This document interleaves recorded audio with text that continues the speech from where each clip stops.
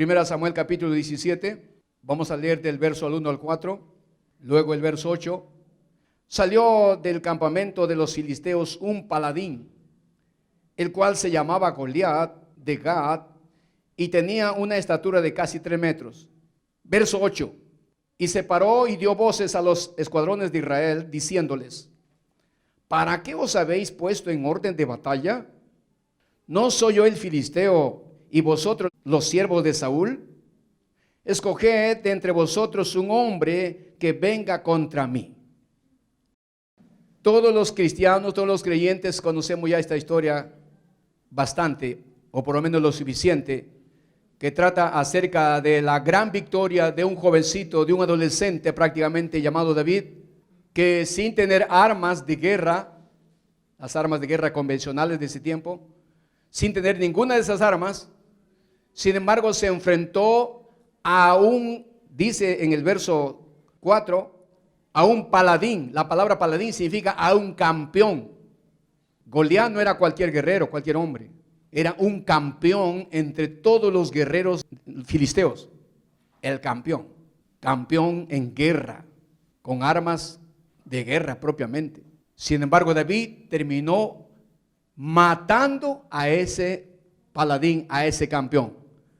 Bendito el nombre de Cristo. Aleluya. Y sin ningún arma de guerra. Un jovencito sin experiencia, nunca había estado en una guerra convencional. Sin embargo, lo venció, lo mató y dio la gran victoria al pueblo de Israel, y toda la gloria y toda la honra y alabanza al Dios de los cielos. ¿Cuántos dicen amén? Vamos a ver entonces en esta enseñanza bíblica qué podemos aprender nosotros para poder echar mano de qué enseñanzas. Cuando Satanás nos ataque, nos haga frente, nos haga guerra, ¿qué podemos hacer nosotros? Porque vamos a estar en guerra, estamos en guerra ya. O cuando los gigantes, grandes problemas, podríamos decir eso, los gigantes, grandes problemas vengan a nuestra vida. Sus grandes problemas que para usted son invencibles. Tal vez sea una enfermedad incurable o muy compleja. Tal vez sea una economía que está en ruinas.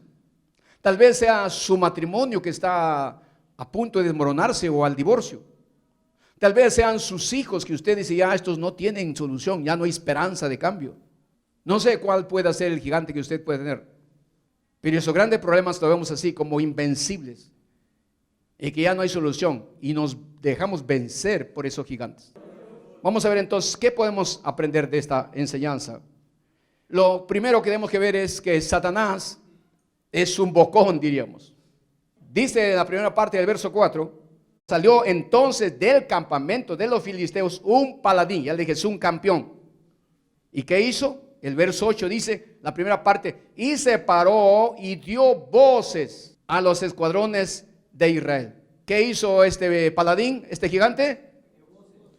En otra palabra, gritó, desafió, retó, insultó. ¿Qué hacen ustedes formando fila de guerra ahí? A insultar. ¿A quiénes? ¿A cualquier gente, a cualquier ejército? Eran los escuadrones, como decía David más adelante, los escuadrones del Dios viviente. A esos, contra esos vociferaba, gritaba este gigante, los ofendía. ¿Poder en Cristo?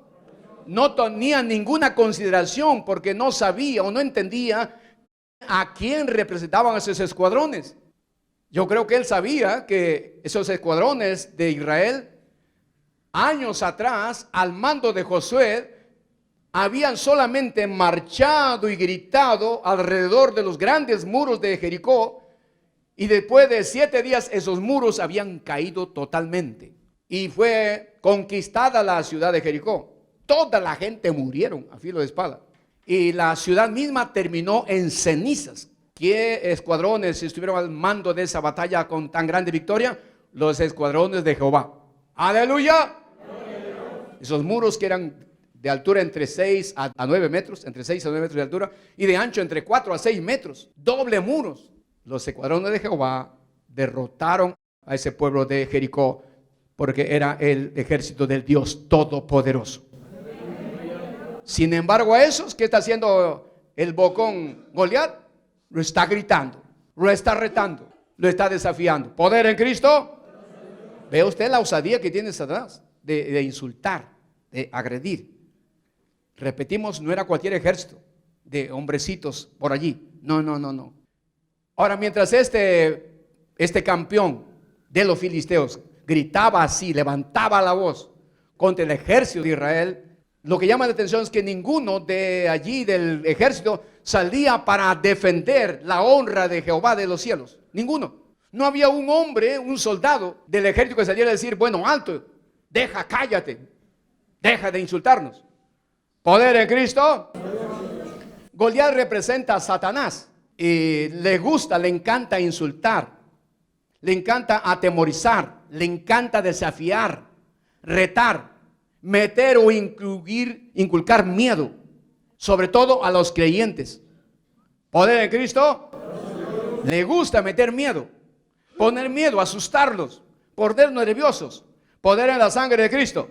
Recuerde usted que, por ejemplo, en el capítulo 6 de Daniel, encontramos que las principales autoridades y gobernantes de ese tiempo convinieron con el rey Darío y le hicieron firmar una ley, un decreto, una ley, en la cual el rey determinaba que estaba prohibido que durante 30 días se pudiera o se debiera orar o hacer alguna petición a otro Dios o a cualquier hombre, si es que no fuera solamente al rey. Cualquiera que lo hiciera a otro Dios o a otra persona, ese hombre o esa mujer iba a ser echado al foso de los leones para que se lo coman vivo. ¿Qué quería el diablo? ¿Qué quería Satanás? Meter o poner en los cristianos de ese tiempo miedo, que no adoren a su Dios, que no busquen a su Dios. Satanás siempre busca poner miedo. Daniel no tuvo miedo. Daniel no se acobardó, porque él sabía quién era el Dios, a quién servía, a quién adoraba. ¿Sabe usted a qué Dios se está adorando? Y es importante que usted sepa, porque cuando vengan los problemas, no le va a quedar más esperanza y confianza en ese Dios en el cual usted confía. ¡Aleluya! Si usted no conoce bien al Dios de los ejércitos, es probable que el diablo le va a meter miedo, le va a insultar, le va a asustar, le va a amenazar, y usted puede dejar el camino de Dios o dejar de adorar a Dios. ¿Cuántas personas hemos visto aquí en la iglesia que sus familiares lo amenazaban? Los padres, esto es increíble, que decían a sus hijas, mira, si sigues leyendo esa Biblia, yo voy a hacer pedazos de esa Biblia, la voy a destruir. O cuando oraban en su casa decían, no quiero que ores, no quiero que llores. U otra que su esposo se ponía en la puerta, llegaba ebrio y decía, de esta puerta no sale nadie de esta casa, nadie cruza por esta puerta. No va nadie a ningún culto ni a ningún lugar. ¿Poder en Cristo? ¿Poder en Jesús? Pero Daniel, repito, un hombre de convicción, que está seguro de lo que cree y en quién cree, no se dejó amilanar, acobardar, siguió orando y no lo hizo como antes. Dice que abría las ventanas de su habitación para que siquiera el diablo lo vea que está orando al Dios del cielo. ¡Aleluya! ¡Aleluya! Denle un aplauso a ese Dios maravilloso, hermano. Necesita de esos hombres y mujeres que no se dejan acobardar por el diablo, que va a querer asustarlos, detenerlos. Eso es el diablo, mete miedo. Poder en la sangre de Cristo.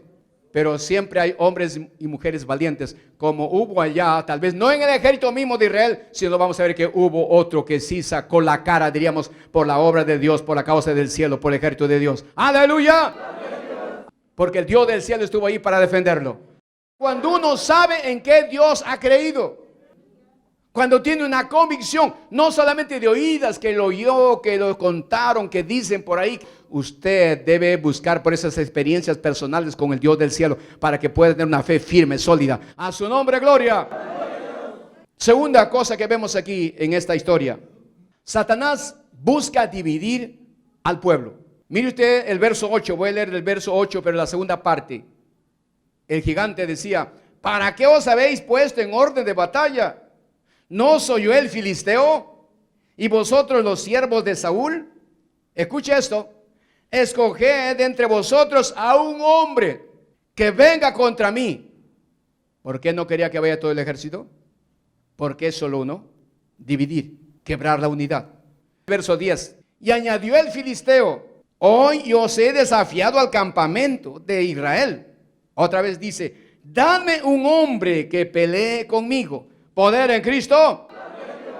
No enfrentarse ejército a ejército, escuadrones contra escuadrones. No. Divide el grupo, divide el ejército. Solo uno quiero. Es una característica del diablo de dividir. Ese no sabe multiplicar, no sabe sumar. Él solo divide y resta. Poder en la sangre de Cristo. Y eso ha sido desde un comienzo. Usted se acuerda ya desde los inicios de la creación del hombre, cuando Dios creó a Adán y Eva, los bendijo, tenían comunión plena con Dios, tenían todo de lo mejor para ellos, para disfrutarlo plenamente, sin ningún peligro, sin ningún problema. Sin embargo, Satanás buscó que la pareja no estén los dos, no estén unidos. Y llegó ese día en que Adán y Eva no estaban juntos. Y usted sabe, ahí en Génesis capítulo 3, Satanás se acercó donde Eva, lo tentó y lo engañó y lo hizo pecar contra Dios. Y con ello trajo toda la maldición que trae el pecado a la persona. Poder en la sangre de Cristo. Satanás busca dividir los matrimonios, busca dividir a las familias. ¿Para qué? Las debilita. Y cuando las debilita es más fácil destruirla. Él busca en los matrimonios los puntos débiles que cada una de la pareja tenemos, porque somos humanos y tenemos puntos débiles. Y busca esos puntos débiles, ¿para qué? Para por ellos atacarnos. Luego dividirnos, separarnos, ponernos uno contra el otro. Y con eso se debilita, se quiebra la unidad y Satanás es fácil de atacar uno por uno. Poder en la sangre de Cristo. Así quería hacer con Israel. Denme un hombre, uno solo que venga. Poder en el nombre de Cristo. En Efesios capítulo 5, la escritura dice, el esposo debe amar a la esposa. El apóstol Pedro también dice eso. Trátale, dice, con delicadeza, como a vaso frágil. Con delicadeza trata a tu esposa, no con aspereza, no con brusquedad, no con palabras duras, no con palabras ofensivas. Pero Satanás, repito, va a buscar en ese matrimonio división, dividirlos, enfrentarlos uno contra otro. ¿Para qué? Porque él sabe que en la división él tiene poder, él tiene cabida. Ese es un plan satánico y diabólico. Poder en la sangre de Cristo. Pero así como dice al esposo, ahí en Efesios capítulo 5, dice a su vez a la esposa, dice, sométete a tu esposo. Dice, respeta a tu esposo. ¡Aleluya! ¿Estará unido el matrimonio? ¿Estará unido la familia? Ni hablar de los hijos. El diablo va a poner rebeldía, desobediencia en los hijos, para que no haya unidad en esa familia. Puede haber enfrentamiento entre hermanos. Al diablo le conviene eso. Él le gusta dividir las familias. Poder en la sangre de Cristo. ¿Por qué? Porque eso lo debilita. Hay un refrán viejo que dice, la unión hace la fuerza. Desunidos seremos como simples hojas de árbol seco que el viento lleva de un lado a otro.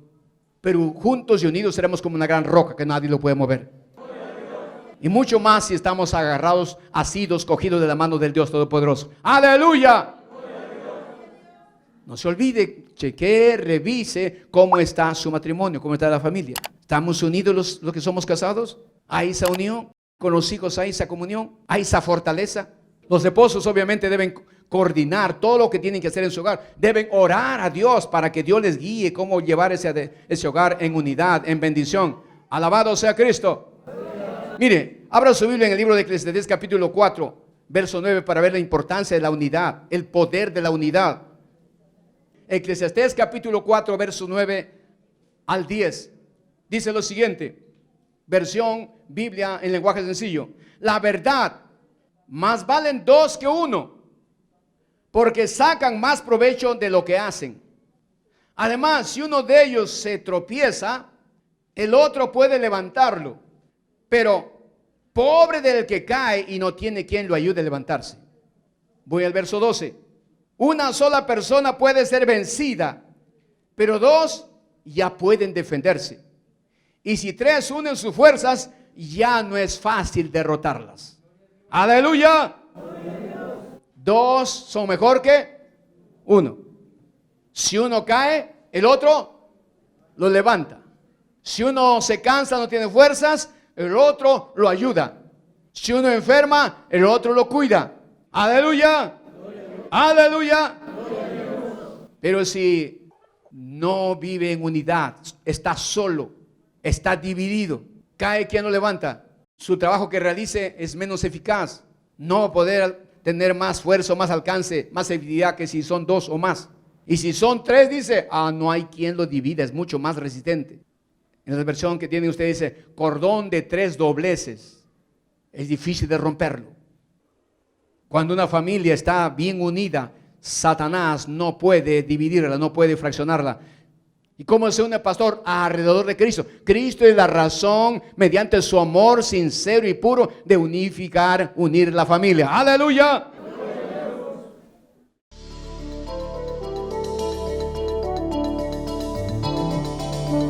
Este programa es producido por el Ministerio de Comunicaciones y Difusión de la Iglesia Dios es Amor del Perú.